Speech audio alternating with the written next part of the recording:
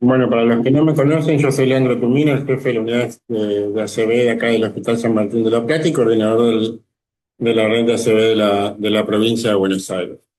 Lo que vamos a tratar de charlar hoy es sobre las diferencias fundamentales entre el ACV isquémico y el ACV hemorrágico. Obviamente que ya sabemos cuál es una de las diferencias fundamentales, así que vamos a tratar de hacer una analogía entre ambos. Nosotros teníamos el concepto previamente, bueno, y nos va a acompañar Cerebrín, que es la mascota de nuestra unidad.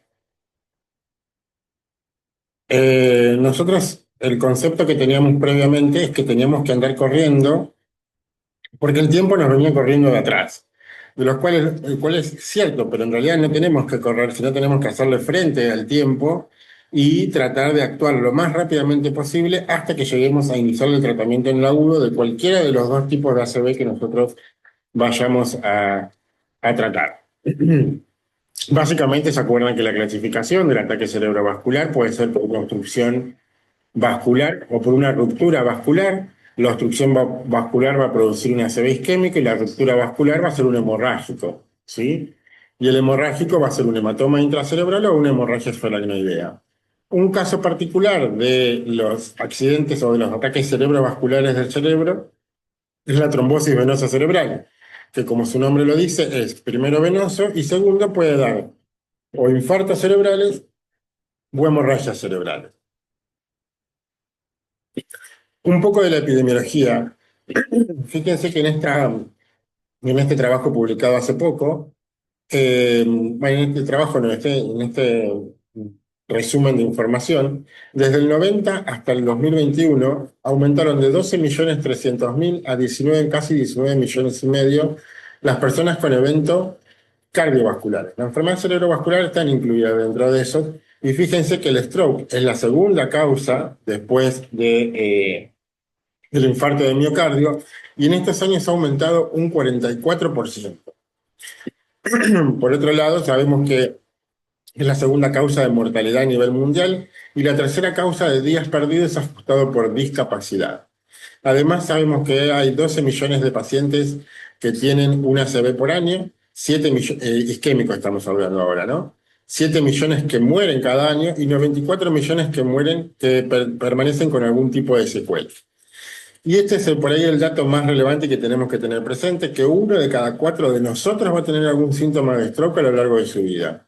Fíjense que allá, por lo menos los que estamos acá, 3 personas vamos a tener una ACV. Podemos llegar a tener una ACV. El 53% de los pacientes ocurren por debajo de los 70 años.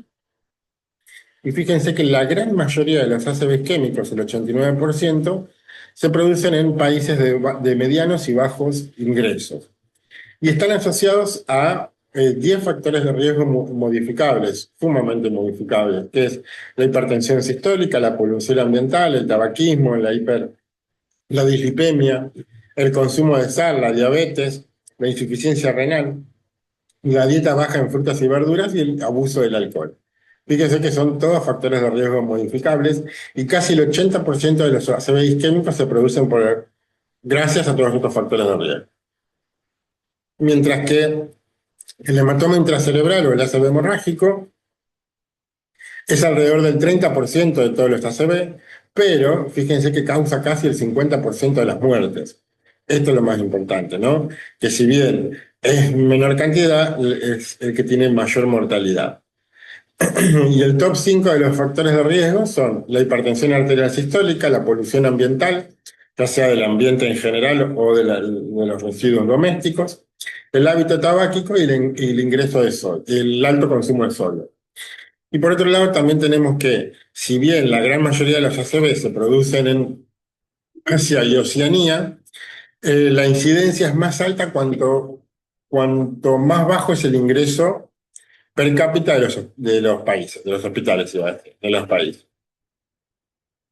Entonces, conociendo que en realidad el ACV es una problemática social y en salud pública, nos debemos pensar en plantear cuál es la ruta que siguen nuestros pacientes para llegar finalmente a un tratamiento adecuado. Y vamos a ver que desde que el paciente inicia los síntomas, reconoce que tiene los síntomas, llama a emergencias o va al hospital, que sea el hospital adecuado para tratarse, todo eso hace que se pierda continuamente tiempo. Fíjense, la primera barrera es el reconocimiento de los síntomas. La gente habitualmente no reconoce los síntomas de ACV, que no pueda mover la mitad del cuerpo, no lo reconoce como si fuese algo grave, porque el ACV no duele. En cambio, si le duele el pecho, salen todos corriendo porque saben que tienen un infarto. La segunda barrera es llamar a emergencias o tener el contacto con el sistema de salud. Muchas veces pasa que llaman a emergencia, va a la ambulancia y lo lleva a cualquier centro hospitalario, incluso a cualquier centro hospitalario que no tiene capacidad asistencial, eh, por lo menos para hacer el diagnóstico. O que el paciente consulte en un centro hospitalario o en un centro asistencial que no tenga. Y ahí se produce la segunda barrera, que es tratar de derivar a ese paciente. Muchas veces se hace la barbaridad, porque es una barbaridad, de decirle, vaya a tal lado, suba al auto, vaya en taxi. Y eso es una barbaridad y es extremadamente grave que suceda eso. Por otro lado, supongamos que haya ido al paciente, que haya correctamente ido a un centro que tiene una capacidad asistencial, por lo menos parcial, que tiene tomografía y trombolíticos.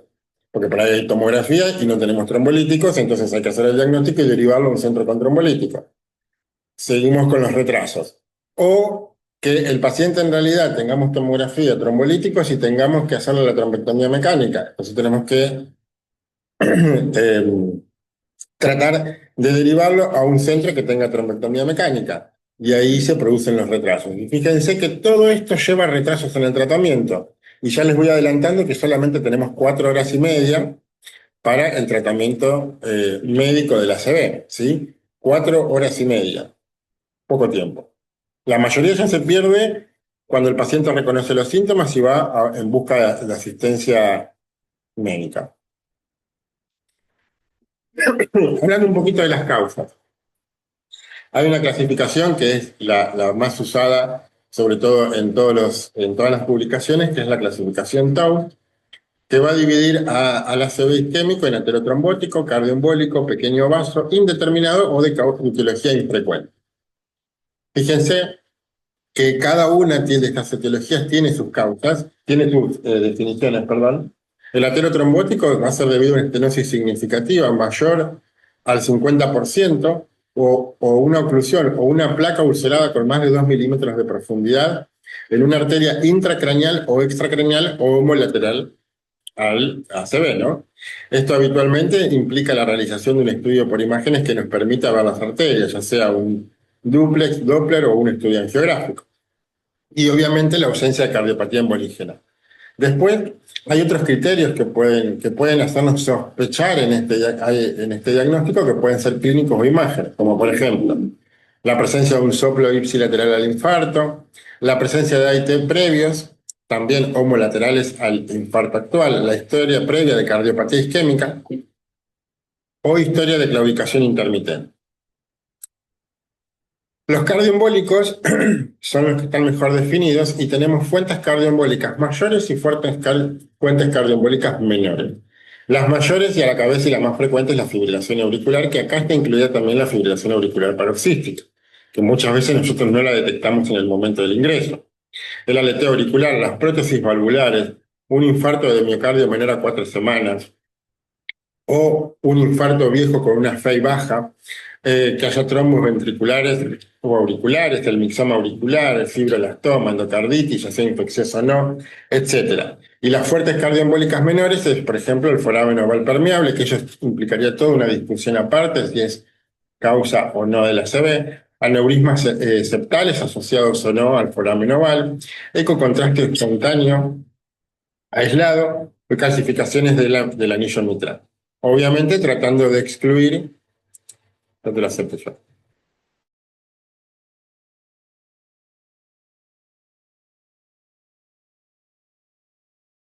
La verdad. Ahí está. Perdón que se haya cortado el audio. Como les decía, obviamente tenemos las formas cardioembólicas mayores y menores con la exclusión de causas ateromatosas. Y ahora me está escribiendo, ¿quién me está escribiendo acá? Ahí desapareció. También tenemos criterios clínicos y de imagen, como por ejemplo el déficit neurológico suele ser máximo desde el momento de la aparición, generalmente durante las horas de vigilia. Puede haber una pérdida transitoria de la conciencia, convulsiones, múltiples infartos cerebrales en distintos territorios vasculares, ¿sí? Y los infartos deben ser mayor a 1,5. ¿Por qué? Porque para hacer el diagnóstico etiológico de pequeño vaso, el diámetro como máximo del infarto debe ser de 1,5 centímetros. Y generalmente va a estar localizado en el territorio de las arterias perforantes cerebrales, ¿sí? Y clínicamente se va a tener una característica que son los famosos infartos laculares, donde va a tener sintomatología pura, una hemiparesia pura, o un síndrome sensitivo puro, o sensitivo motriz, y no va a tener afectación de signos corticales, no va a haber signos corticales. Y habitualmente estos son los que están más frecuentemente asociados con hipertensión y diabetes. Y después tenemos los indeterminados y los infrecuentes. Los indeterminados en realidad es la bolsa de gatos donde se pusieron todo lo que no podíamos localizarlo en ningún otro lado. Como que la evaluación sea inadecuada o insuficiente, como que no encontremos una causa pese a todos los estudios diagnósticos, o bien tengamos un paciente que tenga dos posibles etiologías. Entonces ahí también va indeterminado. Y las causas infrecuentes, vamos a tener vasculopatía no aterosclerótica, estados de hipercoagulabilidad, alteraciones hematológicas, las migrañas, el vasoespasmo u otras enfermedades hereditarias, con muchísimos menos focos. Y nosotros sabemos desde el punto de vista fisiopatológico que el ACV isquémico se va a deber a una oclusión arterial en que va a dejar un tejido dañado isquémico irreversible, que esto es lo que se llama el core. Y fíjense qué importante esto, que se estima que por cada minuto de oclusión arterial se mueren alrededor de 2 millones de neuronas. 10 horas posteriores a la oclusión arterial equivalen a 10 a 26 años de envejecimiento normal. O sea, todos son pautas que nos tienen que hacer tomar conciencia de que debemos trabajar rápidamente. Y por otro lado, va a haber un tejido hipoperfundido que va a estar en riesgo de tener un daño irreversible, que es al que nosotros nos tenemos que centrar, que es la penumbra isquémica, y que tenemos que evitar que esa penumbra pase a core a través, obviamente, del tratamiento de reperfusión, siempre y cuando cumpla los criterios necesarios. En cuanto al ACV hemorrágico, vamos a dividirlo en primaria y secundaria. En cuanto a las etiologías, la primaria, las dos más importantes, las dos únicas dos, son la angiopatía amiloidea, que generalmente sucede en personas mayores, y la hipertensión arterial, en personas de todas las edades, y las secundarias.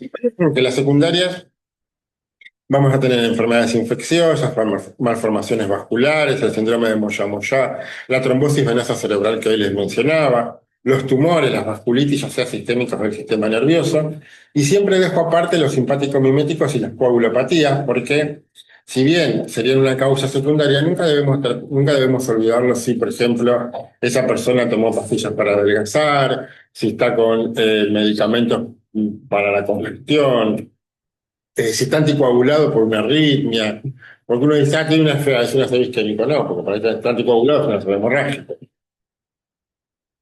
Y la fisiopatología académicamente se puede dividir en tres fases, o en tres fases. El proceso patológico, que es en el momento mismo en donde se rompe el vaso y comienzas a sangrar, y esto se va a deber por la lipohialinólisis que se produce por la hipertensión arterial o el depósito de proteína amiloidea en la angiopatía amiloidea. El origen del hematoma, que es cuando ya se está formando el hematoma, que puede estar exacerbado por la hipertensión o los trastornos de la coagulación, o que el paciente está anticoagulado. Luego la progresión y el crecimiento del hematoma. Y esto es una definición importante que tenemos que tener, porque acá es raro que resangre el hematoma, pero sí que se expanda.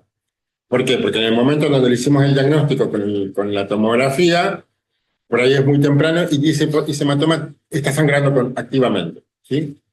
Fíjense que esta expansión se produce en el 26% en la primera hora y hasta en el 36% en las 20 horas. En 20 horas de iniciar los síntomas, ¿no? Y esto se comenzó a ver cuando empezó a tener amplia disponibilidad de tomógrafos en todos lados y se hacía más rápido la tomografía, ¿no? Obviamente la hipertensión, la lesión tisular y vascular perihematoma van a exacerbar la lesión cerebral secundaria. Y finalmente la formación del edema o lesión que la podemos catalogar como lesión secundaria, que aparece entre el primer día y los 3 días. Y esto va a estar dado fundamentalmente por la toxicidad humoral y celular y la degradación de los productos de la sangre. Un interrogante que siempre se nos tiene que presentar es cómo está el flujo sanguíneo. Sabemos que en el ACV isquémico el flujo sanguíneo va a estar parado porque está tapada la arteria. Y en el hematoma intracerebral voy a tomar un poquito de líquido mientras pienso. A ver los que están acá que contesten.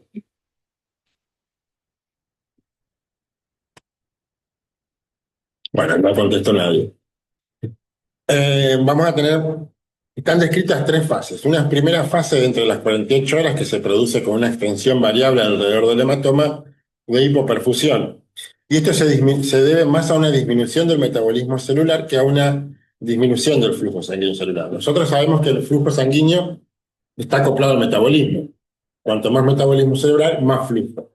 Como cae el metabolismo, cae el flujo, pero al disminución del metabolismo celular es mayor que el descenso del flujo sanguíneo. Igual es una zona, por eso se llama zona de hibernación. Después de las 48 horas, vamos a tener 3 patrones, vamos a encontrar 3 patrones. Uno el paciente va a seguir con hipoperfusión, que mejora la perfusión o que hay hiperperfusión. Y esto va a generar y se va a exacerbar a su vez mismo por la acidosis, la inflamación y por el deterioro de la autorregulación cerebral que pueden llegar a tener estos pacientes. Y por otro lado, finalmente, y a los 14 días, y obviamente esto es un trabajo que se muestra lo más frecuente que sucede en la mayoría de los pacientes. No quiere decir que todos los pacientes 2 días va a tener información, después de 2 días, 1, 2 y 3, y a los 14 va a tener la normalización. Y esto se va a deber fundamentalmente por la resolución del hematoma y el efecto de masa que este genera y a la neovascularización. Desde el punto de vista clínico, y esto es lo que tenemos que nos tiene, uno de los conceptos fundamentales que nos tiene que quedar, ya sea para el ácido isquémico, es la aparición o hemorrágico, ya es la aparición de síntomas neurológicos de inicio brusco y repentino. Eso es la característica fundamental. Si bien hay un 25% en el que se agravan horas y hasta un 5% se puede presentar de forma pseudotumoral, son los menos frecuentes. Cualquier persona que empieza, que no puede hablar, que no puede ver, que no puede mover un brazo, de inicio repentino, es una ACV hasta que se demuestre lo contrario. Y el tipo de déficit puede ser irritativo o deficitario. Irritativo, por ejemplo, las convulsiones. El deficitario, que es la mayoría de los síntomas motores, por ejemplo. Y fíjense que acá hay una lista de signos y síntomas que pueden llegar a aparecer y que pueden ser los más frecuentes. El déficit motor, facial, de extremidades, trastornos del lenguaje, que no pueda hablar, entender o articular la palabra, que tenga alteraciones visuales, generalmente monoculares, y otra característica que es de un lado del cuerpo solo. Desviación ocular o de la cabeza, trastornos del equilibrio, la coordinación y obviamente también alteraciones del sensorio. Y a veces parece uno sonso repetir en gente que teóricamente ya tuvo una formación previa, pero sin embargo seguimos viendo que por ahí a un paciente se quedó sin ver de un momento a otro y vaya al oftalmólogo, o el que esté mareado, o que tenga trastornos que eso lo vimos mucho, que tenga trastornos del equilibrio y los mandan a la casa porque piensan que es un vértigo periférico. Pero lo que sí debemos tener presentes, para no tener, por eso yo digo ACV y no digo ni ACV isquémico ni ACV hemorrágico, que no hay ningún signo o síntoma o combinación de signos y síntomas que a nosotros nos permita decir que este paciente tiene un ACV isquémico o un ACV hemorrágico. Sí hay signos que tienen más chances de ser isquémico que hemorrágico y al revés, ¿no? En este caso que muestran cuáles son en este trabajo, es bastante viejito, pero lo muestro siempre, los signos que tienen alta probabilidad de que ese paciente tenga un ACV hemorrágico es coma, rigidez de nuca, convulsiones, una diastólica mayor a 110, vómitos, cefalea y pérdida de la conciencia. Pero no quiere decir que un ACV isquémico no se presente en coma o que no tenga convulsiones. y los síntomas de baja probabilidad para que ese paciente tenga un ACV hemorrágico, o alta probabilidad para que esté isquémico, que tenga un soplo cervical, ausencia de santocromía, que tenga historias de AIT, arteriopatía periférica o historia de FA, y era lo que les mencionaba hoy. Que tenga una FA no quiere decir sí o sí que tenga una que sea un ACV isquémico, porque por ahí ese paciente está anticoagulado y en realidad tiene un ACV hemorrágico por la anticoagulación. Entonces pueden enojarse cuando les digan, porque está en coma es un ACV hemorrágico. No, no sabemos hasta que no tengamos el diagnóstico de certeza. El acrónimo que se utiliza siempre, o que utilizamos, que preferimos utilizar nosotros, para tratar de recordar cuáles pueden ser los síntomas, no para nosotros que deberíamos estar más capacitados en reconocer síntomas neurológicos, sino para la gente que no esté formada, o incluso para enfermería o para el común de la sociedad, es rápido. La R de rostro caído, la A de alteración del equilibrio, la P de pérdida de fuerza, impedimento visual, dificultad para hablar, y la O de que hay que obtener ayuda rápidamente. Esta parte es bien para la sociedad, o incluso para nosotros adentro del hospital, porque si estamos frente a un y no sabemos qué hacer, busquemos a alguien que sepa qué hacer rápidamente. El diagnóstico de ACV es clínico pura y exclusivamente. Yo sé si un paciente tiene síntomas neurológicos de inicio agudo, es una ACV hasta que se demuestre lo contrario. El diagnóstico es clínico. Lo que vamos a hacer con los estudios complementarios es distinguir qué tipo de ACV tenemos. ¿Sí?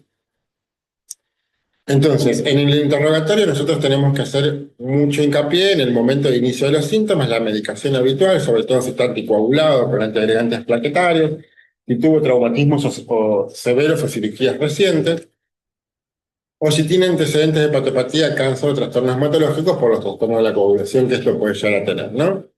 Y después, eso es lo que le tenemos que dar, realmente no nos podemos olvidar, ¿sí? Después, cuáles fueron los síntomas iniciales, cómo progresaron, los factores de riesgo cardiovasculares, si la persona estaba demenciada o no, si consume drogas o alcohol, si tiene antecedentes de epilepsia, pueden pasar a un segundo plano. Pero lo fundamental cuando nos enfrentamos a un paciente es el momento de inicio de los síntomas, qué medicación están tomando y si tiene algún factor de riesgo para que pueda llegar a tener un trastorno hematológico. Y el examen físico lo vamos a hacer a través de la escala del NIS. Fíjense que yo hasta ahora no estoy distinguiendo si es isquémico o hemorrágico. El examen físico es el mismo y el interrogatorio es el mismo para ambos. Y lo podemos hacer, y es recomendable hacerlo, porque es un examen físico sistematizado, que si bien tiene algunos pros y algunos contras, como por ejemplo que deja muchos síntomas de la circulación posterior afuera, nos permite a todos hablar los mismos idiomas. Yo le digo que tiene un NIS de 1, vamos a saber que es una CB leve, y si le digo que tiene un NIS de 10, 15, es una CB grave. ¿Sí? Y lo que va a valorar el NIS es el nivel de conciencia, las preguntas verbales, órdenes motoras, la mirada conjugada, los campos visuales, la apariencia facial, la apariencia de miembros superiores e inferiores, la taxa, la sensibilidad, el lenguaje, la extinción, la negligencia y la inatención. Y esto obviamente no nos tiene que hacer olvidar de tener en cuenta los signos vitales y hacer un examen físico rápido de lo que es el corazón y el pulmón. Porque por ahí en realidad estamos frente a un shock hipovolémico no, cardiogénico, a un shock cardiogénico que los síntomas neurológicos se lo está causando, que tiene una hipoperfusión cerebral secundaria a un shock cardiogénico, por ejemplo. Los exámenes complementarios y de laboratorio, vamos a tener el hemograma, electrolito, urea, creatinina, glucosa, el coagulograma, con lo que tengan disponible, las troponinas y el test de embarazo de mujeres jóvenes, las troponinas en todos, ¿no? Y el toxicológico también en personas jóvenes. Y como otros estudios complementarios, el electrocardiograma y la radiografía de tórax. Ninguna de estas opciones, no tenemos que esperar ninguno de estos resultados si ya tenemos el diagnóstico de que ya se ve isquémico o se ve hemorrágico para iniciar el tratamiento específico de los dos. ¿Mm? Después vamos a ver más en detalle. Solamente vamos a tener la glucosa capilar como lo único que nos pueda retrasar el tratamiento en el inicio de la ACV, en el ACV. Y ahora dentro de los estudios complementarios llegamos a la B10, que son las imágenes, la tomografía o la resonancia. ¿Qué hacemos?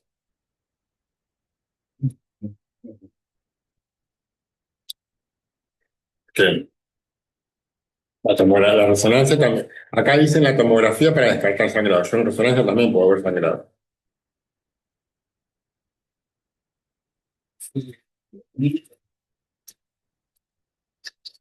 Porque tenemos que estar rápido. Lo que hay mayor disponibilidad y lo que la obtención de las imágenes es mucho más rápido es la tomografía. No se olviden de las primeras diapositivas que les mostré. Acá todos vamos a pensar para que sea más rápido, para ser, para iniciar el tratamiento lo más rápido posible, ya sea isquémico o ya sea hemorrágico. ¿Sí? Entonces vamos a hacer la tomografía. Vamos a ver algunos, esto lo tenemos yo, por lo menos lo tengo como machete en el celular porque nunca me lo voy a acordar, que son las unidades Hanfield para tratar de interpretar cuando empieza a haber lesiones que no son lo más adecuado, lo más frecuente posible. Y después vamos a tener, para evaluar el cerebro, vamos a tener tres ventanas. La ventana de hueso, la ventana de cerebro propiamente dicha y la forzada o de contraste alto para ver los síntomas indirectos de isquemia.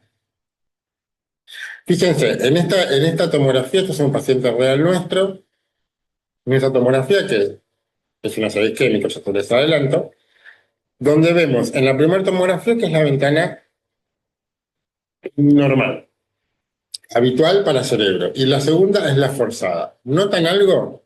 ¿Ven algo? Voy a abrir el chat para los que están afuera también. Es más rápido, dice María Florencia. Bien. Porque teóricamente acá me tendrían que estar escupiendo que están viendo, porque es una paciente que la tenemos internada ahora.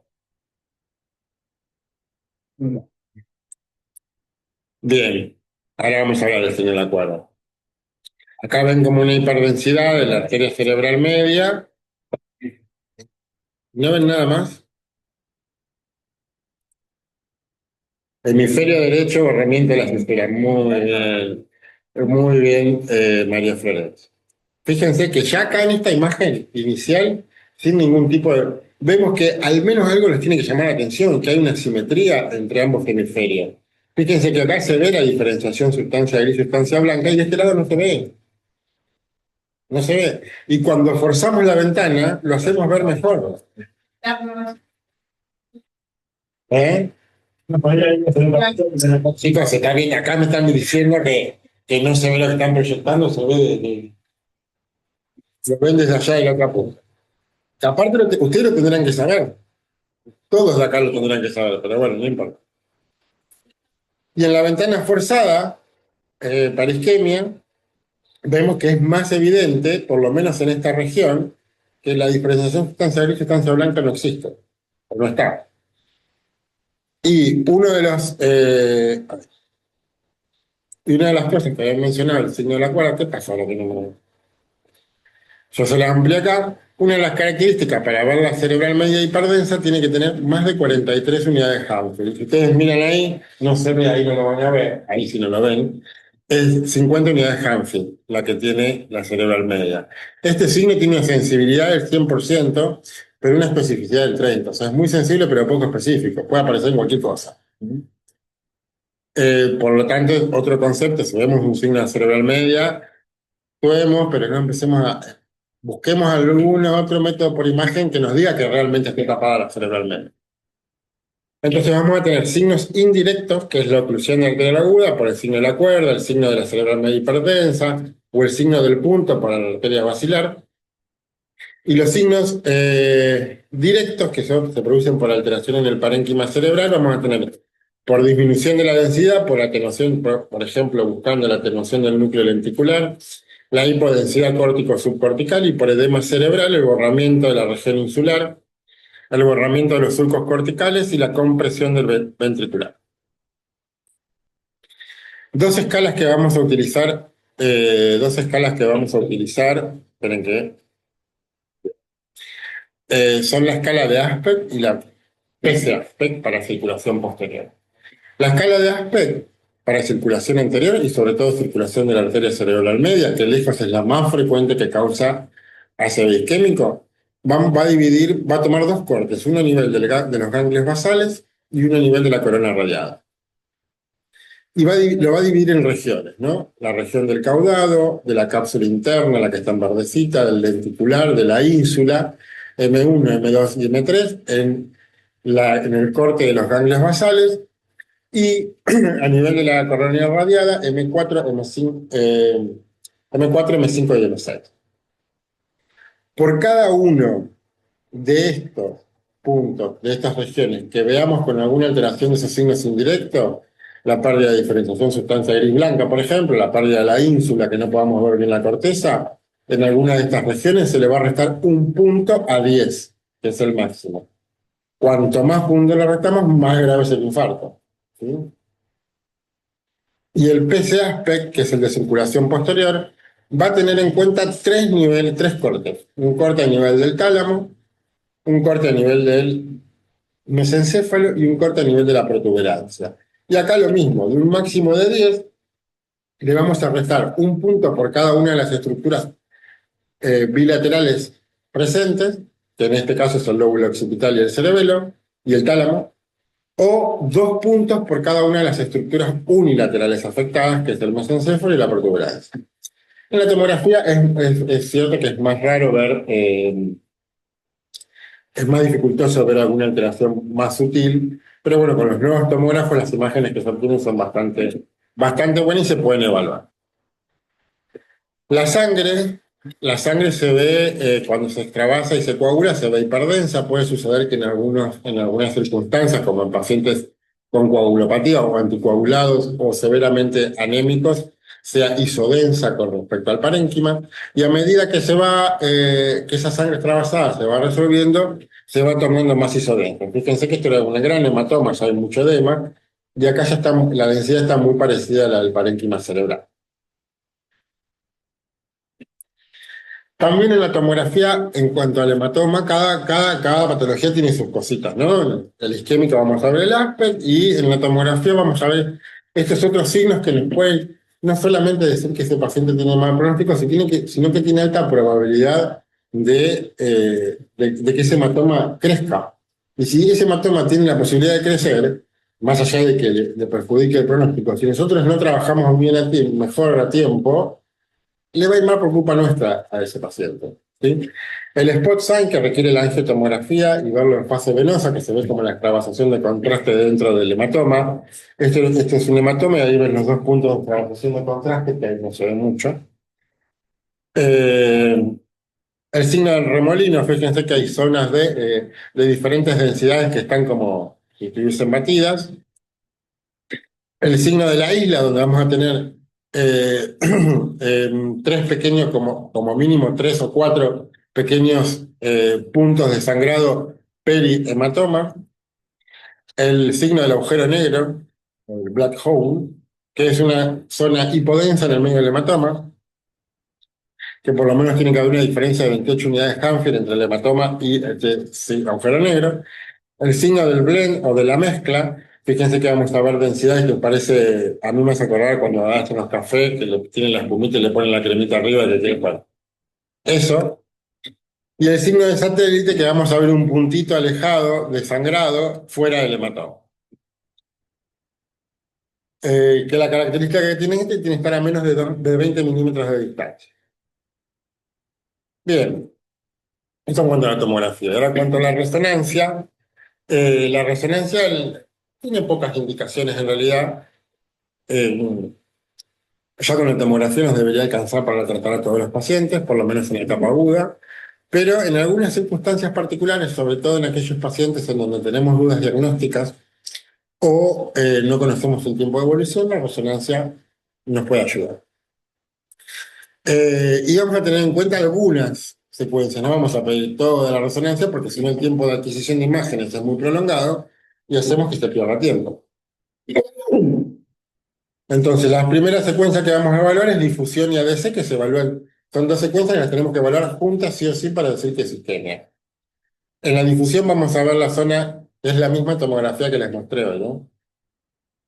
Vamos a ver la zona comprometida como hiperintensa, y en ADC esa misma zona tiene que estar hipointensa para confirmar que sea isquemia.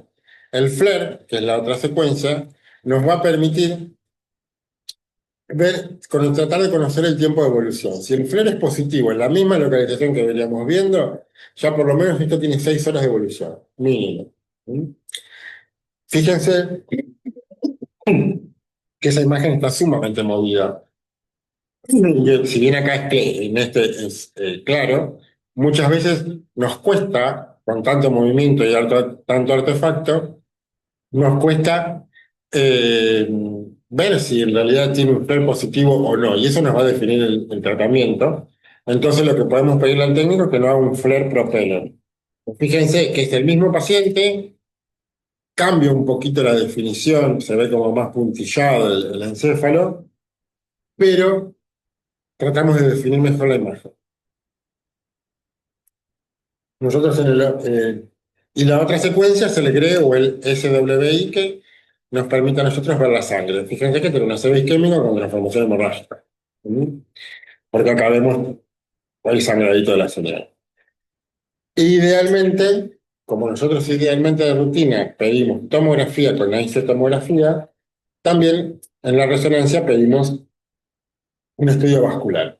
Y fíjense que sigue siendo la misma persona, ¿no? Que ya por lo menos acá notamos que hay una simetría. No es lo mismo de este lado que de este lado. ¿Sí? Que nos permite descartar obstrucciones de gran...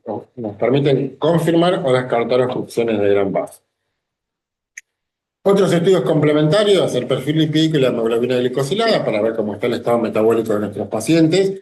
Y ya esto van a estar destinados más que nada a hacer el diagnóstico etiológico de cuál fue la causa de la CV, ¿no? El electrocardiograma en busca de arritmias o signos de IAM, esto obviamente después de que se le hizo la tomografía, de que se inició el tratamiento, ya sea de reperfusión o antihipertensivo para el ACV hemorrágico, se le hace el electrocardiograma. Ecocardiograma para buscar alteraciones estructurales o funcionales que favorezcan la formación de trombos intracardíacos y que nos empiecen a embolizar. El Doppler de vaso de cuello como un screening o como un método de cribado para la búsqueda de funciones de grandes vasos. La ANGTC y la angioresonancia bien para buscar estenosis intracraneales o definir las extracraneales o definir mejor las extracraneales si ya las encontramos por Doppler. El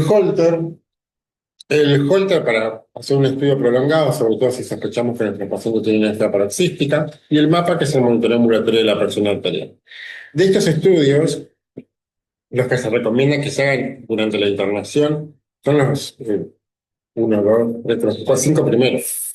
Laboratorio, electrocardiograma el mismo día del ingreso, ecocardiograma y Doppler de vaso de cuello. ¿Por qué? Porque ya nos va a dar dos etiologías que necesitamos tratarlas rápidamente. Si le encontramos un trombo en el ventrículo izquierdo, lo tenemos que anticoagular lo antes posible. Entonces el paciente no se puede ir a la casa con su ACV, el trombo puesto, sin diagnóstico. Y si tiene una obstrucción de gran vaso, o si tiene una estenosis carotidia, por ejemplo, que es la responsable de ese foco, dentro de los 14 días tendría que estar resuelta esa estenosis carotidia para que ese paciente le vaya mejor y no repita el evento cerebrovascular. Por más que le demos todo el tratamiento médico y todo lo que fuera.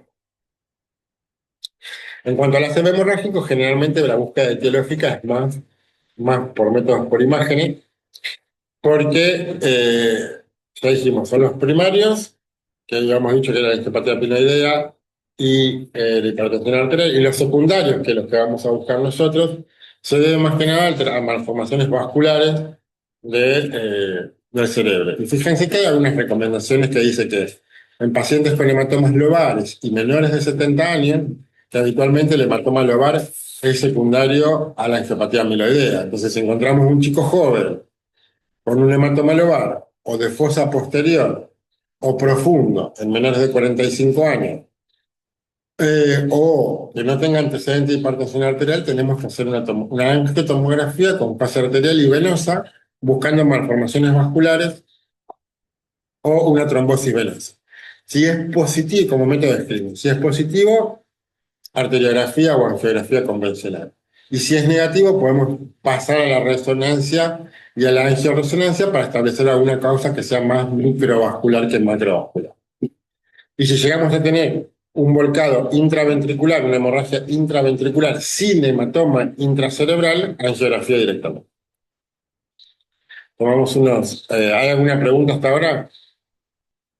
preparamos el mate, los que pueden, porque acá no me comieron ni uno. Y seguimos con el tratamiento. Son, ahí, me pareció algo del texto. Ok, pensé que había alguna pregunta. Bueno, son, claro, son y 52. A las 15 arrancamos de nuevo.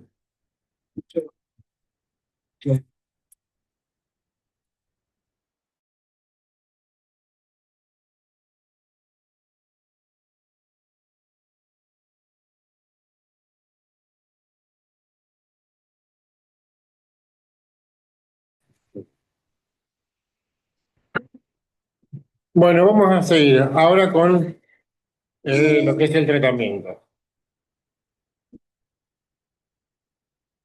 Concepto fundamental y que siempre lo recalco es que siempre hay un tratamiento, siempre tenemos algo para hacer con nuestros pacientes. No porque sea un ACV grave o un ACV hemorrágico, vamos a decir, no tenemos nada para hacer y queda el paciente ahí a la buena de Dios con un suerito en una camilla, vaya a saber en dónde. Siempre hay un tratamiento para hacer. Entonces, lo que nos tenemos que preguntar primero, no puedo sacar esto, es ¿dónde vamos? Ahí está. ¿Dónde vamos a tratar a los pacientes? En realidad tiene que estar en una unidad cerrada donde podamos monitorear adecuadamente, monitoreo hemodinámico, monitoreo neurológico. Idealmente en una unidad ACV, pero bueno, no hay en todos los lugares, pero como que tengan una terapia intensiva o una terapia intermedia es suficiente, o una unidad coronaria. Pero cuando los pacientes cursan internación en una unidad ACV y los comparamos con las salas generales, o las unidades generales que les mencioné recién, los pacientes tienen un 17, un 28% menor de mortalidad, 7% más de probabilidad de regresar a su hogar bien, 8% de reducción de la estadía hospitalaria y 19% más de más probabilidad de buena recuperación funcional, y todo esto se traduce en costos a largo plazo, ¿no? No es solamente porque en la unidad van bien, sino que son costos que se traducen en costos al sistema de salud. Lo que tenemos que tener presente, porque nos agarra un ataque que sucede habitualmente, que si no tenemos trombectomía mecánica, no podemos ver ningún ACV. Entonces. En realidad, fíjense que del 100% de los pacientes que se pueden asistir en una unidad de ACV o con un equipo de ACV o pacientes con ACV, el 25% solamente va a ser candidato a trombolíticos y solamente el 10% de esto va a ser candidato a una eventual trombectomía mecánica. El 90% de las pacientes no requiere trombectomía mecánica. Entonces, nos agarra la crisis y la locura cuando se nos escapa vemos un M3, M2 tapado queriendo hacerle trombectomía mecánica, frenemos un cachito. Primero vamos para el tratamiento médico, que son los más frecuentes, y después pensamos en trombectomía mecánica. Lo que sí, en el caso de la CV isquémica, tenemos que tener en cuenta las ventanas terapéuticas. Y ahí lo primero que nos tenemos que preguntar es si tiene una obstrucción o no de gran vaso, que ya dijimos que son la menor cantidad, ¿no? De pacientes. Y cuando hablo de gran vaso, hablo de la arteria carótida interna intracraniana, de la arteria cerebral media en su porción M1, en la primera porción, y de la arteria basilar. Si no tiene obstrucción de gran vaso y está dentro de las 3 horas o 4 horas y media, trombolítico. RTPA o TNK, que son los disponibles actualmente. Mayor a 4 horas y media, el tratamiento es de prevención secundaria. Si tiene obstrucción de gran vaso, estamos dentro de las 4 horas y media de iniciado los síntomas trombolíticos más trombectomía mecánica, porque los trombolíticos tienen menos probabilidad de reperfundir una arteria, de poder disolver el coágulo de una arteria grande. Si bien entre los dos trombolíticos, el que tiene mayor probabilidad de hacer eso es el TNK, todavía la indicación es trombolíticos y trombectomía mecánica. Si está entre las 4,5 y las 6 horas y obstrucción de gran vaso, esto lo recalco siempre porque no paro de recibir llamadas todos los días queriendo liberar pacientes para hacer trombectomía mecánica cuando no tienen indicación. O porque está fuera de ventana o porque no es una obstrucción de gran vaso. Tiene que estar tapada la cerebral media para poder hacer trombectomía mecánica. En su porción M1. La porción M2, todavía destapar la porción M2. No voy a entrar en detalle en eso, pero sí que les deje claro que destapar la porción M2 con trombectomía mecánica, los resultados no son alentadores. O sea, no son ni alentadores ni perjudiciales, están ahí, no hay ninguna definición exacta, ¿sí? Que yo tenga que hacer sí o sí con en M2 trombectomía mecánica. Va a depender del centro, las características del paciente, etcétera. Entonces, para destapar una arteria por trombectomía mecánica es obstrucción de la cerebral media en su porción M1 y estar dentro de las 6 horas. Van a decir, ay, sí, pero hay trabajos de 24 horas de evolución, que las 24, sí, el paciente es muy seleccionado. ¿Podemos discutir de 24 horas de evolución? Sí, vemos, decime qué aspecto tiene, qué estudios por imágenes tiene, porque necesitamos imágenes avanzadas para seleccionar a este paciente. Porque si yo a las 20 horas le destapo la arteria y no está bien seleccionado el paciente, lo mato por el sangrado intracerebral que le hago. ¿Sí? Entonces tienen que ser muy bien seleccionados estos pacientes y se requieren estudios por imágenes más avanzados. Resonancia e idealmente, ahora lo vamos a ver igual, por perfusión. Porque te está temprano no contempla la. No, por eso puse los dos. Acá tenemos un pequeño cuadro que compara los dos trombolíticos que están disponibles ahora en el país, que es el Alteplase y el Tecneteplase. Uno tiene una vida media de 3,5 minutos, por eso lo tenemos que andar a hacer la infusión de 1 hora. Y el Tecneteplase se puede dar en vuelo porque tiene una vida media de 22 minutos. La dosis es de 0,9 miligramos kilo el Alteplase y 0,25 el Tecneteplase. La duración del tratamiento es 60 minutos, porque se acuerda que le damos el 10% de la dosis en bolo en 1 minuto y el resto en una infusión continua de 60 minutos, mientras que el Tecneteplase es 5 a 10 segundos, porque el bolo. El Tecneteplase tiene una especificidad por la fibrina que es 15 veces mayor y además es 80 veces más resistente al enzima que lo degrada en el organismo. Y produce mayor conservación de fibrinógeno para evitar eventos hemorrágicos. En la teoría, ¿no? Porque después en la práctica no es uno superior a otro, en cuanto a la autoclínica. El alteplase, como dijimos, era 9 miligramos kilo, con un máximo de 90 miligramos. El 10% se da en bolo en 1 minuto y el resto en una infusión continua de 70 minutos. Y el tecneteplase es 0,25 miligramos kilo, con una dosis máxima de 25 miligramos y se da un bolo único en 5 a 10 segundos. El alteplase, ya como la mayoría lo conoce, vienen los dos frascos. Uno es el polvito liofilizado y el otro es la solución para diluir, mientras que el tecneteplase viene así con un frasquito solo, un frasco ampollo solo, pero nosotros lo tenemos que diluir con 5 mililitros de agua destilada estéril, que no viene acá. Con 5 mililitros de agua destilada estéril. Acá el alteplase, el cálculo de la dosis es 0,9 miligramos kilo real del paciente, mientras que el tecneteplase hay una tablita que es de acuerdo a rango de peso. Menor a 60, menor a 60, de 60 a 70, de 70 a 80 o de 80 a 90. O más de 90 ya no. ¿Cuáles son las contraindicaciones absolutas? Fíjense que estas son las contraindicaciones que existen actualmente para el tratamiento trombolítico. No hay otras. No hay otra contraindicación. ¿Sí? Siempre y cuando el paciente esté dentro de las 4 horas y media de tratamiento, ¿no? La principal contraindicación es el tiempo. Hemorragia en la tomografía, tumor intraaxial, malformación arteriovenosa o un aneurisma mayor a 10 milímetros o gigante no tratada, un ACV isquémico dentro de los 3 meses, un TEC grave dentro de los 3 meses, cirugía intracraneal o intraespinal menor a 3 meses, un sangrado gastrointestinal con alteración por un tumor, o un sangrado grave dentro de los 21 días, evidencia de hemorragia activa, interna, sospecha de hemorragia solenoidea, historia de sangrado cerebral, un paciente tuvo un ACV hemorrágico, ya nunca más se puede trombolizar, por ahora, endocarditis infecciosa, disección del callado aórtico, una presión arterial sistólica mayor a 185 y diastólica mayor a 110, pesa el tratamiento antihipertensivo. Nosotros la vamos a tratar para trombolizarlo, ¿no? Pero si pesa el tratamiento no lo podemos controlar, lo contraindicamos. Una glucemia menor a 50, porque le vamos a pasar hipertónica para corregir la glucemia esa. Plaquetas menores a 100.000. Heparina, dentro de la administración de heparina dentro de las 48 horas con un KPTT elevado mayor a 40 segundos. Que el paciente esté anticoagulado con un RIN mayor a 1.7, un TP menor a 15 segundos. Heparina de bajo peso molecular en dosis terapéutica en las últimas 48 horas, o los nuevos anticoagulantes en las últimas 48 horas con función renal normal. Fíjense que las contraindicaciones son muy pocas. La mayoría de los pacientes que tienen una contraindicación para no recibir tratamiento trombolítico es porque llegan fuera de ventana, fuera de las 4 horas y media.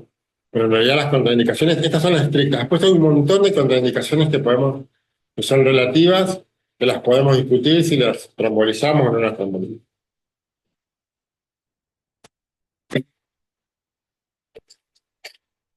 Durante el tratamiento, ¿qué monitoreo tenemos que hacer? Y bueno, de la escala del NIT, ya que un empeoramiento mayor a 4 puntos, un aumento mayor a 4 puntos en la escala del NIT, a nosotros nos tiene que hacer sospechar de que ese paciente está grave. ¿Sí? La presión arterial, por el motivo que les había dicho, de que debemos mantenerla por debajo de 185 a 110, incluso durante el tratamiento y posterior al tratamiento. La frecuencia cardíaca, la frecuencia respiratoria, la saturación de oxígeno y la lengua. Hacerle mostrar la lengua frecuentemente para ver que nos esté ocurriendo una de las complicaciones, que es la IgE. Y fíjense que este cuadrito es muy, muy didáctico. Acá tenemos 100 personitas, de las cuales fíjense que después del tratamiento trombolítico van a quedar normal o casi normal 13, van a mejorar un montón todo lo que está en verde. 3, 2, mejor dicho, van a empeorar y uno se va a morir. Pero fíjense que el beneficio que tenemos es, uy, bueno, y los están en blanco porque no les pasa nada. Pero el beneficio que tenemos con el tratamiento trombolítico es tremendo. No se lo podemos negar, nosotros tendríamos que negar a nadie. Todo paciente con ACV dentro de las 4 horas y media se debería tratar. No tenemos que buscar la causa de ver por qué no dárselo. Yo tengo que buscar la causa para dárselo. Porque claramente le vamos a influir en su vida, y de hecho acá lo vemos todos los días. ¿Y por qué otra de las cosas de que, por qué la frase tan trillada de cada minuto cuenta? Es porque en realidad, pese a que estemos dentro de la ventana terapéutica de 4 horas y media, si tenemos la suerte de que el paciente empezó los síntomas y a los 10 minutos nos llevó al hospital, vamos a decir, todavía tenemos 4 horas y 20, nos relajamos, vamos tranquilos, nos vamos mucho por ahí. No, porque cada minuto que pasa, que nosotros retrasamos el tratamiento, le va peor al paciente.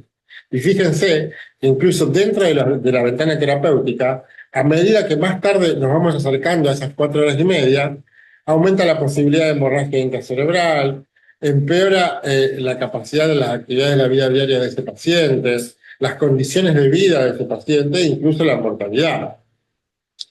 Pero todo sube, todo es para peor, pero hay algo que baja, en este caso que es la probabilidad de sobrevivir de ese paciente. O sea que si lo tratamos tarde, si nos, iba a decir una mala palabra, pero si nos distraemos, por decirlo de alguna manera, en tratar a ese paciente, nosotros le estamos marcando el pronóstico y nosotros tenemos la obligación de reconocer a este paciente y de tratarlo. Entonces, otra de las cosas que teníamos que manejar era la presión arterial, ¿no? Para el tratamiento trombólitico, esta es parte de nuestro protocolo acá hospitalario. Para el tratamiento trombolítico tenemos que bajar la presión sí o sí por debajo de 185 110, ¿sí? Y la vamos a monitorear, en el caso de que el paciente esté hipertenso, cada 5 minutos. Y lo vamos a hacer en primera instancia con la betalol. Y yo vuelvo a insistir, la dosis de la betalol, y lo estoy mirando allá, Diego, la dosis de la betalol es monstruosa en la que podemos utilizar. Porque nosotros decimos, le pasamos ahí 2 ampollitas, ahí dice, chao, 2 ampollitas, yo le pasé, no hace nada, pasamos a introducción. No, lo podemos dar.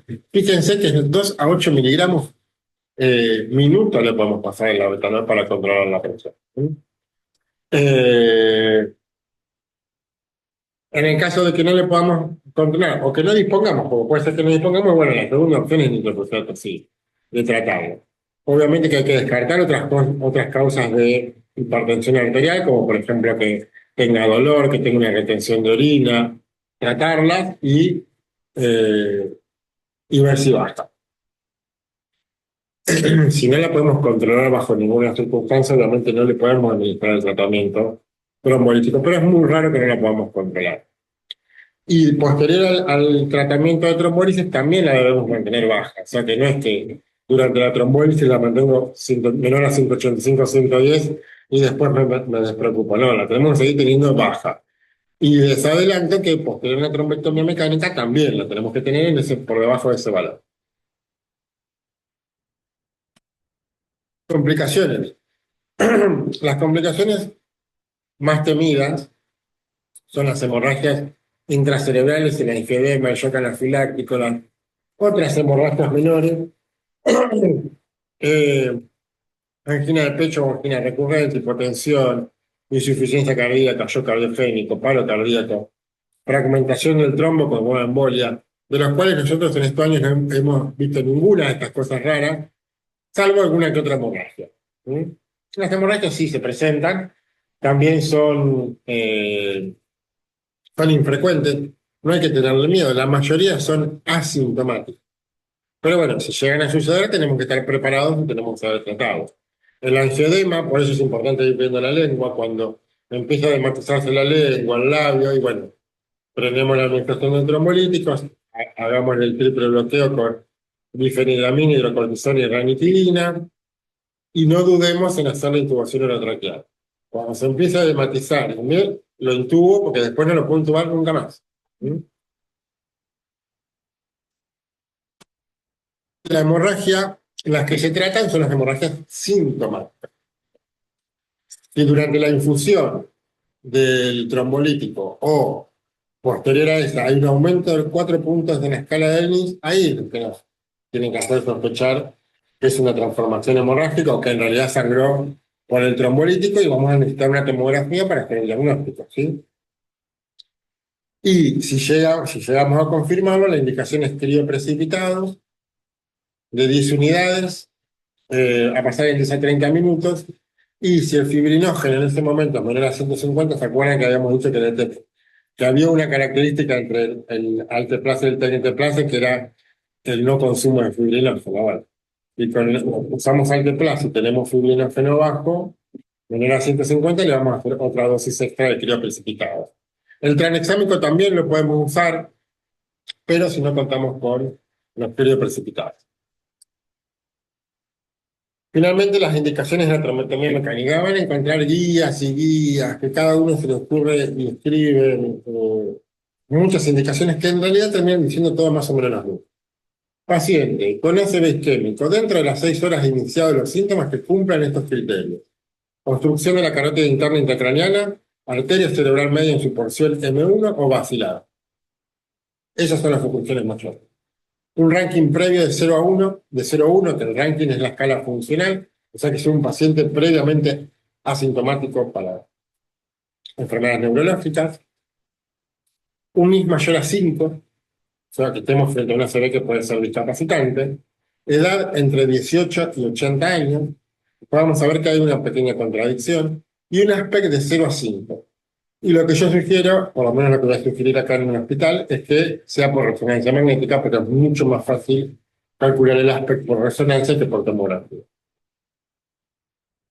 Eh, Otra recomendación puede ser en pacientes con ACV isquémico dentro de las 24 horas de iniciar los síntomas, pero que cumplan estos criterios.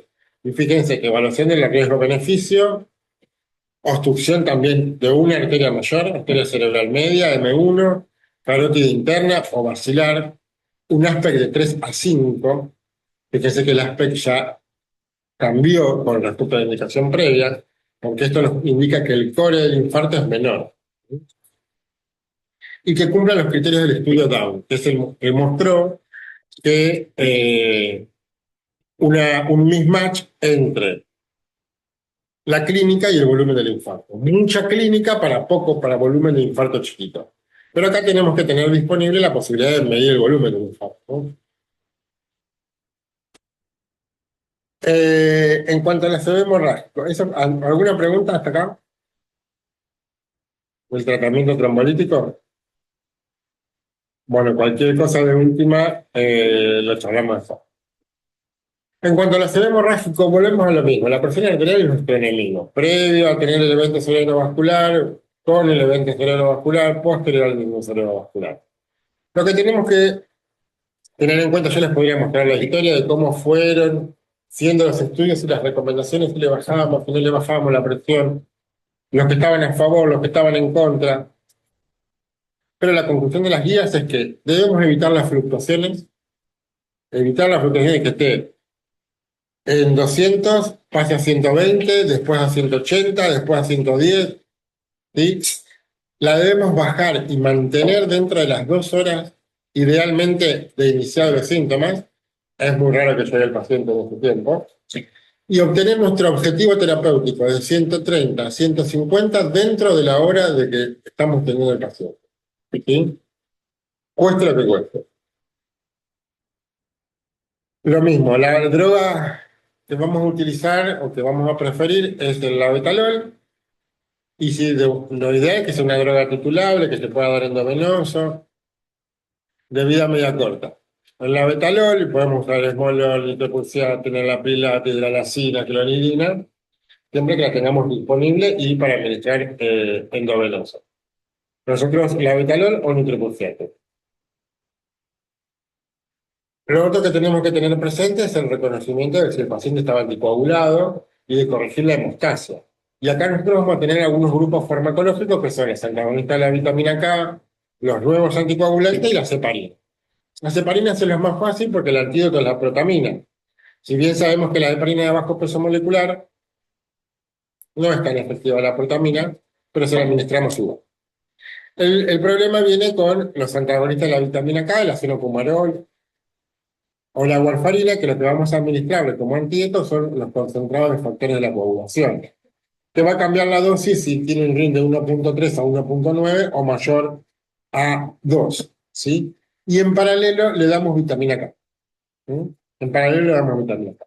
Y después tenemos los nuevos anticoagulantes, que por un lado estamos en la Vigatran, y los otros los inhibidores del factor desactivado, como la Pixaban o el Rivaroxaban. Estos tienen estos antídotos, de los cuales no tenemos disponible, que es el idarucizumab, nunca me sale, en el dabigatran, y el andexanet alfa en el Apixa y el Rivaroxa. En este caso, si la dosis fue tomada, tenemos que tener en cuenta cuándo fue la última dosis que tomó. Si fue en menos de 2 horas, le vamos a dar carbono activado para tratar de rescatar y que no se absorba más anticoagulante. Y si no tenemos las disponibilidades de los antídotos, le vamos a dar los concentrados de factores de la coagulación. El dabigatran, la posibilidad que tiene, que tiene una hemorragia activa o muy importante, es dializable. Entonces, con la diálisis lo podríamos sacar del organismo. El manejo de la glucemia. El manejo de la glucemia. ¿Por qué te los pongo acá? Si bien es importante en todo paciente crítico mantener la glucemia, vamos a ver que en el ACV hemorrágico particularmente cobra importancia, lo mismo que el control de la temperatura. Siempre mantenerlo por debajo de 38,5. Porque fíjense que salió este estudio que se lo fíjense que no mostré muchos trabajos, voy a mostrar algunos nada más. El Interact 3, que fue publicado ya en el 2023, en donde tomaron estas 4 medidas. Una presión arterial sistólica menor a 140, una glucemia en pacientes sin antecedentes de diabetes de 110-140 o con diabetes de 140-180, una temperatura menor a 37,5 y un RIN menor a 1.5. Por eso les mostré estos 4 tratamientos de la ACV hemorrágica. Y lo que valoran en el ranking a los 6 meses. Y claramente le fue muchísimo mejor a los pacientes que lograron estos 4 objetivos dentro de la hora del tratamiento, dentro de la hora del ingreso. ¿Sí? Fíjense que, bueno, ahí le pongo los números, pero la probabilidad de un resultado funcional deficiente gravemente saturado, fue menor en aquellos pacientes que cumplieron los cuatro requisitos. Este año salió publicado cuál es la implementación de este bundle para el tratamiento del ácido hemorrágico, y hay bastante disparidad entre lo que es público y privado. Hay muchos países, hay muchos hospitales de Argentina también acá. Fíjense que no hay una adherencia del 100% como tendría que haber, o del 90%, ponele, en el control de la presión arterial, de la temperatura, de la glucemia, e incluso la reversión de la anticoagulación. Fíjense que en los hospitales públicos, la reversión de la anticoagulación es del 54%. Ya lo dejamos de sangre. O sea, hay cosas que yo no me logro explicar. No sé si es por ignorancia o por qué. Y el 45% en los hospitales públicos, y bueno, en realidad acá no hay una diferencia estadísticamente significativa, pero las cuatro medidas en menos del 50% de los hospitales entraron en el norte. Y lo mismo se ve la asimetría en la disponibilidad de recursos, sobre todo en complementarios, neurocirugía, neuroimágenes entre el público y el privado. Entonces acá, esto cuando me hicieron en Medicaid una nota para que no critique, pero que sí para lo que opine sobre este trabajo. Fíjense que las intervenciones para el tratamiento de la ácido hemorrágico son simples, baratas y está accesible a todo. Es controlar la presión, que no tenga fiebre con un paracetamol, controlar la glucosa con insulina y revertir la anticoagulación. Y no pasa que no lo podamos hacer. Y eso pasa porque tenemos ese preconcepto de que el ácido hemorrágico es grave, que se van a morir todos, que ya no hay más nada por hacer. Y esas cuatro cositas tan sencillas no las hacemos. Y no las hacemos, porque las vemos todos los días. Eh, Otra de las grandes cosas, de los grandes tratamientos y de las grandes discusiones, es el tratamiento quirúrgico. Me voy a ir bronceado acá. Para los que no ven, me está dando todo el sol de frente. Eh, es el tratamiento quirúrgico. ¿Qué hago? Sí, ya sé. Ahora me paso, ya terminando. Eh, ahora ya terminando. El tratamiento quirúrgico. Fíjense que vamos a mostrar algunos trabajitos que fueron puntos de discusión bastante importantes, ¿no? El Stitch 1, que lo que hacía era operar a todos los hematomas supratentoriales, comparándolos con el tratamiento médico. No vieron ningún beneficio. Acá una de las críticas era que el criterio de aleatorización del estudio era que el cirujano que evaluaba al paciente creía que se iba a beneficiar, era por una cuestión mística el criterio de aleatorización, no hubo ningún beneficio, pero sí se vio en cierto subgrupo de pacientes que había algunos que tenían una tendencia, esa famosa tendencia que todos dicen cuando toca el uno pero le toca poquito, digamos, a que se beneficien. Entonces sale el Stitch 2, que eran hematomas lobares, superficiales, de tamaños intermedios, ¿no? De 100 a 100, de 10 a 100 mililitros, y vieron que tampoco mejoró significativamente, pero que la cirugía no les empeoraba el pronóstico, ¿sí? Y había una tendencia, empiezan a ser muy exitistas, a menor mortalidad, pero en realidad no demostraba nada. Entonces acá en estos años se hicieron grandes discusiones de si se operaban, si no se operaban, qué hacían. Después salió este trabajo del MISKI 3, que ya tiene una gran cantidad de pacientes, tiene 500 pacientes, en los cuales lo que hacían era meterle un catéter intraparenquimatoso e infundirle trombolíticos para tratar de licuar el coágulo y aspirar. Metían y aspiraban, metían y aspiraban. Si bien el ranking al año no fue estadísticamente significativo a favor de una técnica o del tratamiento, a favor de una técnica o del tratamiento médico, lo que sí se vieron que es una técnica segura que se podía hacer y que aquello, y este fue un análisis posterior, ¿no? Que no fue planificado para el estudio, vieron que aquellos que tenían un volumen residual menor a 15 mililitros eran los que mejor les dio. Entonces quedó ahí como planteada esa posibilidad de poder hacerlo. Pero acá ven las curvas que en realidad no hubo ninguna diferencia estadísticamente significativa. Pero acá empezamos con eh, los que en realidad cambian un poquito, ¿no? O que deberían cambiar el tratamiento quirúrgico de los hematomas intracerebrales, que es el Enrich, que fíjense que fue un estudio multicéntrico en 37 hospitales, con 300 hematomas. Me está agarrando mente.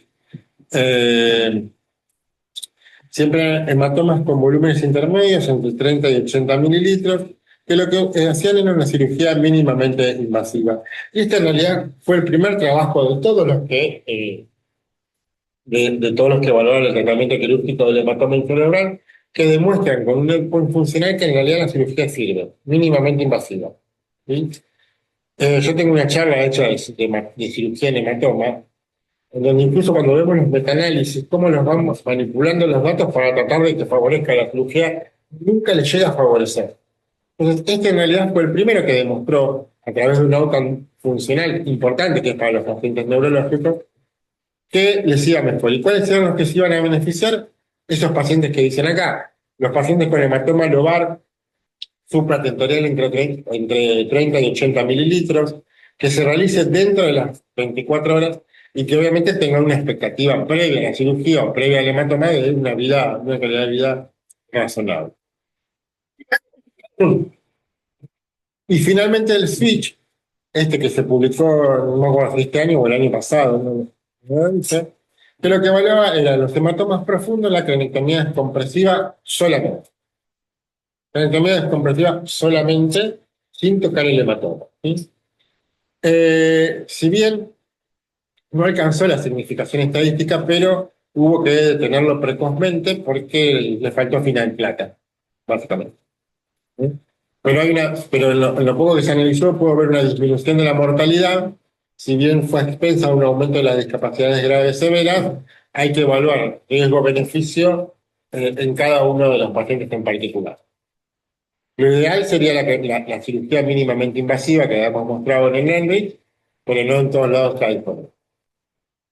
Entonces acá les vuelvo a decir que existe el riesgo de la profesión autocumplida, en el cual decimos: "Ah, con este paciente no tenemos nada más para hacer", y no hacemos más nada realmente. Y lo dejamos a la buena de Dios ahí, el que cree y el que no cree, a la buena del demonio o a la buena de alguien que se le ocurra, con una solución fisiológica puesta en una vía, y obviamente se va a morir. Pero se va a morir por la culpa nuestra, no por la culpa del hematoma que lo trajo acá. ¿Sí? Entonces lo que tenemos que tratar de hacer es por lo menos, durante las primeras 72 horas, hacer todo el tratamiento intensivo que le corresponde a ese paciente, tratando de lograr una estabilidad, además de neurológica, cardiorrespiratoria, para poder evaluarlo neurológicamente. Y recién ahí plantear si este paciente requiere o no, o está en condiciones o no, de hacer adecuación del soporte vital. Pero antes de los 3 días, nunca.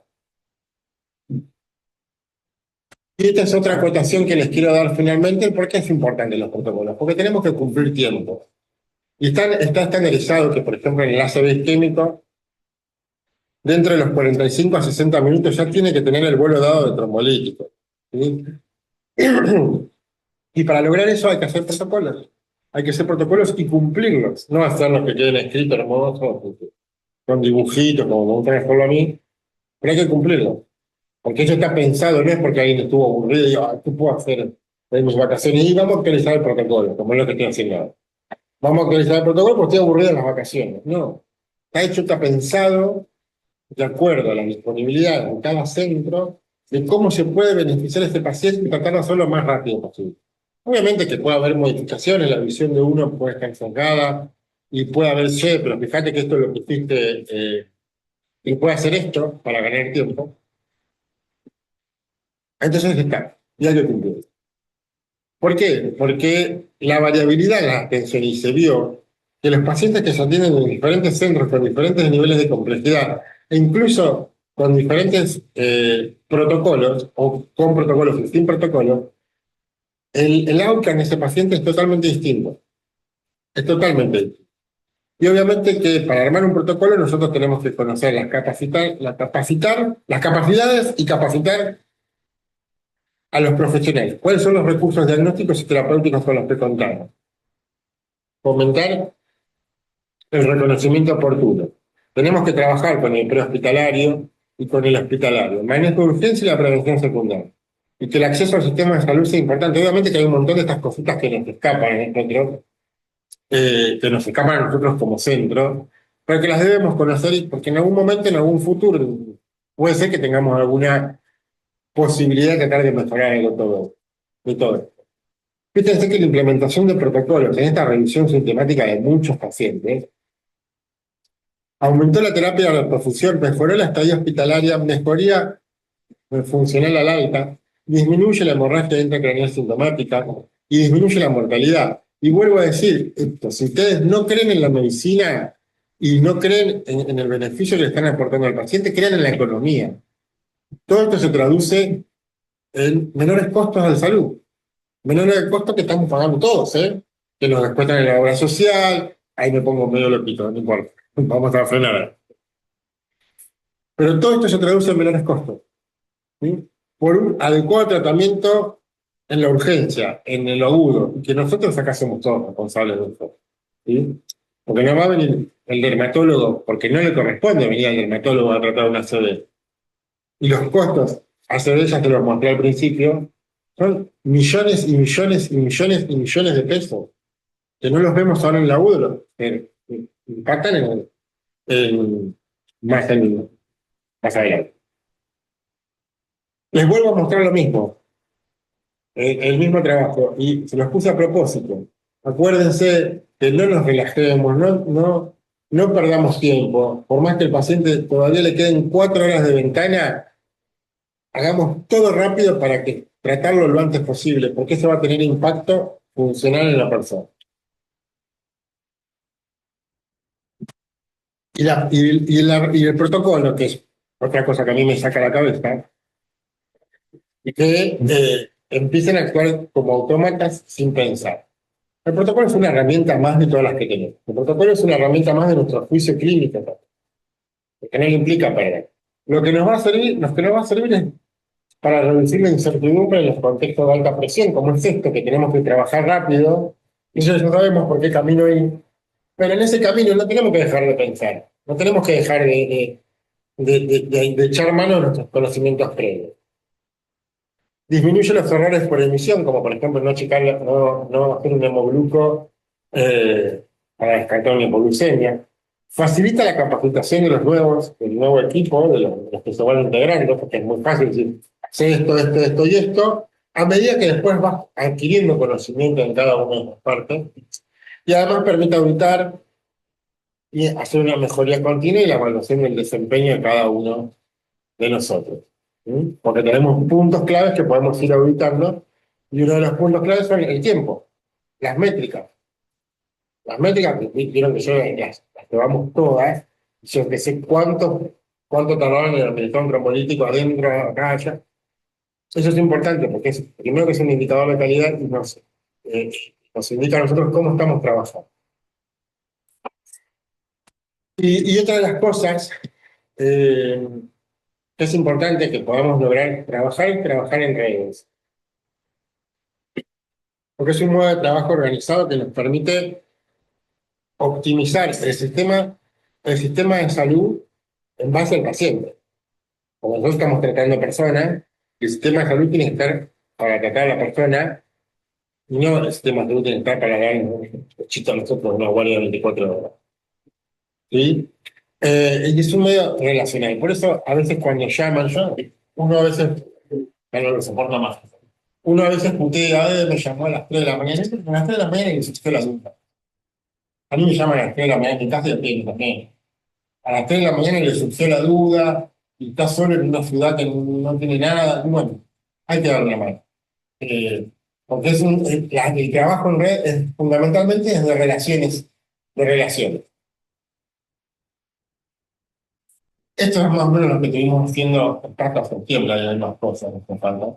Lo que tuvimos, para los que no saben, los que estamos armando la red de la provincia de Buenos Aires, y obviamente que es un trabajo difícil, que hay muchos actores, que hay muchos hospitales, muchos intereses, eh, pero bueno, de a poco se va logrando y vamos a ir armando y vamos a terminar, bien ya está conformado, que funcione bien la red de ACV de la provincia de Buenos Aires. Y como conclusiones y para terminar, sabemos que la ACV es la principal causa de mortalidad y discapacidad a nivel mundial, que es una emergencia médica tiempo dependiente, que la mayoría se puede prevenir, que siempre hay algo para hacer, que tenemos que tratar de derribar las barreras que tienen los pacientes para llegar al sistema de salud, evitar la profesión corrompida. En la salud química tenemos dos tipos de tratamiento, el tratamiento médico y el tratamiento endovascular como de repercusión o el tratamiento de prevención secundaria para aquel paciente que no llegue a ninguna de estas dos opciones o que no tenga indicación para alguna de estas dos opciones. El ACV hemorrágico, el tratamiento médico, controlar la presión arterial, revertir la anticoagulación, la glucosa y la temperatura, y el tratamiento quirúrgico, idealmente lo mínimo invasivo, la craniotomía descompresiva, evaluarlos en cada caso en particular, tener protocolos institucionales, regionales y provinciales, y fomentar la formación de redes entre los diferentes hospitales. Y bueno, por ahora terminamos, y por ahora. ¿Alguna pregunta?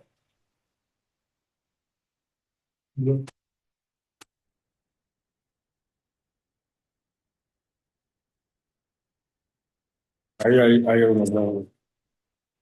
Muchas gracias.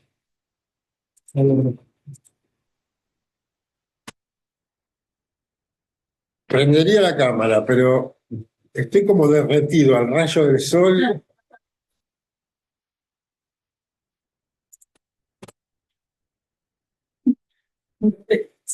precioso, pero Luciana.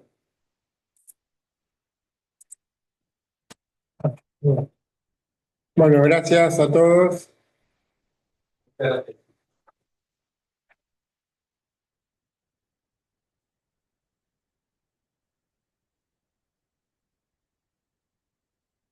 Dios, no me consiga.